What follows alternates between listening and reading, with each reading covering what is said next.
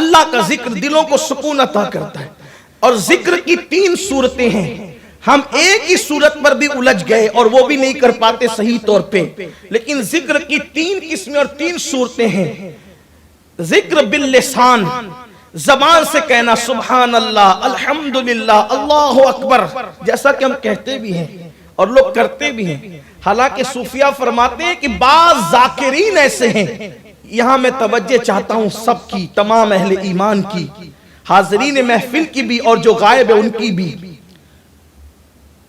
صوفیہ فرماتے بعض اللہ کے ذکر کرنے والے ذاکرین ایسے ہیں کہ ذکر ان پر خود لعنت کرتا ہے اور ان کو غافلوں میں لکھا جاتا ہے. کیوں؟ اس لیے کہ وہ زبان سے اللہ اللہ تو کہہ رہے ہوتے ہیں مگر دل میں خدا کی یاد ہی نہیں ہوتی کہ وہ یاد کس کو کر رہے ہیں. اس لیے اللہ کے ذکر کا مطلب ہے یاد، اللہ کی یاد. تو جب زبان اللہ کہے تو دل میں بھی اللہ ہونا چاہیے. اور جب دل میں اللہ کی یاد، غفلت کے ساتھ جو اللہ کو یاد کرے، جیسے کہ میرے آقا علیہ السلام فرماتے ہیں بعض قرآن پڑھنے والوں پر قرآن لعنت کرتا ہے کیونکہ وہ قرآن کی آیتیں تو پڑھتے ہیں لیکن وہ سمجھتے نہیں کہ وہ پڑھ کیا رہے ہیں. قرآن مقدس کا حق تو جس طرح قرآن کا یہ حق ہے اسی طرح ذکر کا حق یہ ہے.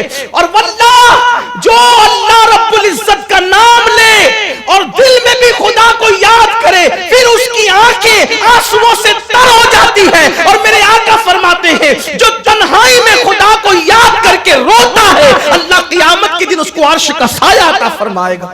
لیکن ہم تو غفلت کے ساتھ اللہ اللہ کہے جا رہے، کبھی کبھی طوطے کی طرح، کبھی کسی اور انداز میں. یاد رکھیے تو ذکر کی 3 قسمیں ہیں. ذکر باللسان، ذکر بالقلب، زبان سے ذکر کرنا پھر دل میں بھی اللہ کو یاد کرنا. اور تیسری قسم ہے ذکر بالجوارح، اعضاء سے اللہ کا ذکر.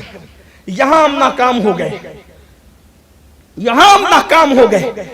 زبان پہ ذکر بھی ہے، ہاتھ میں تسبیح بھی ہے، بغل میں مصلی بھی ہے، مسجد میں 5 وقت کی حاضری بھی ہے.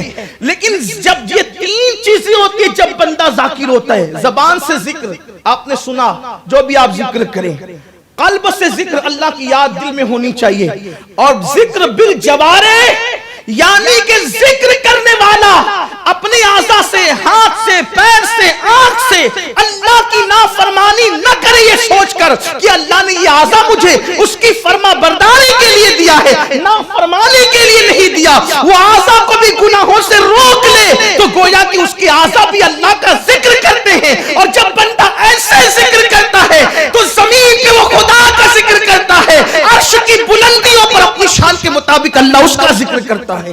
اسی لیے تو حضرت ابو ملیح رضی اللہ تعالیٰ عنہ فرماتے ہیں، حضرت شیخ ابو ملیح فرماتے ہیں جب وہ اللہ کا ذکر کرتے تھے تو مسکرا پڑتے تھے. لوگ کہتے تھے کیوں مسکرا رہے ہیں؟ وہ فرماتے ہیں کہ میرا اللہ مجھے یاد کر رہا ہے، میرا اللہ مجھے یاد کر رہا ہے. لوگ کہتے ہیں او ہو آپ کہہ رہے ہیں کہ میرا اللہ، آپ کو اللہ کیوں یاد کرے گا؟ کہا تم نے قرآن نہیں پڑھا؟ فَاذْكُرُونِي أَذْكُرْكُمْ، جو میرا ذکر کرتا ہے پھر میں اس کے چرچے کو بلند کرتا ہوں، اس کے ذکروں کو بلند کرتا ہوں، اس کے چرچے کرتا ہوں. اور پھر حدیث پاک میں ہے کہ جب تم انسانوں کی محفل میں مجھے یاد کرتے ہو تو میں فرشتوں کی محفل میں تمہیں یاد کرتا ہوں. تم زمین کی پستیوں میں مجھے یاد کرتے ہو، میں عرش کی بلندیوں پہ تمہیں یاد کرتا ہوں. اور اگر تم اکیلے میں مجھے یاد کرتے ہو تو پھر میں بھی اپنی شان یکتائی اور تنہائی کے ساتھ پھر تمہیں یاد کرتا ہوں جیسا کہ اس کی شان ہے.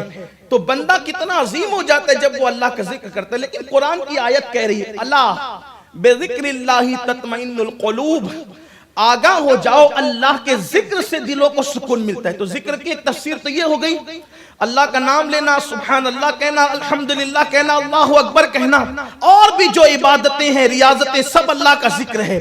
لیکن اہل عشق نے، اہل عرفان نے اس کی ایک تفسیر اور کی ہے. قرآن کہتے ہیں الا بذکر اللہ تطمئن القلوب، آگاہ ہو جاؤ ذکر اللہ سے، اللہ کے ذکر سے، ذکر اللہ سے دلوں کو چین ملتا ہے. تو یہ ذکر اللہ کیا ہے؟ حضرت عبداللہ ابن عباس سے پوچھا گیا ذکر اللہ کیا ہے، ذکر اللہ کا مطلب کیا ہے؟ تو ابن عباس کہتے ہیں ہوا محمد الرسول اللہ، کہ ذکر اللہ محمد کے ناموں میں سے ایک نام ہے. اس اس لیے حضور کا دامن پکڑنے سے بھی دلوں کو سکون ملتا ہے، حضور کی یاد کرنے سے بھی. اسی لیے تو کہنے والے نے کہا ہے جب کہیں سے بھی نہیں ملتی ہے سکون کی دولت، تیرے دیوانے تیری محفل کو سجا لیتے ہیں. تو دلوں کو چین حضور کا دامن پکڑنے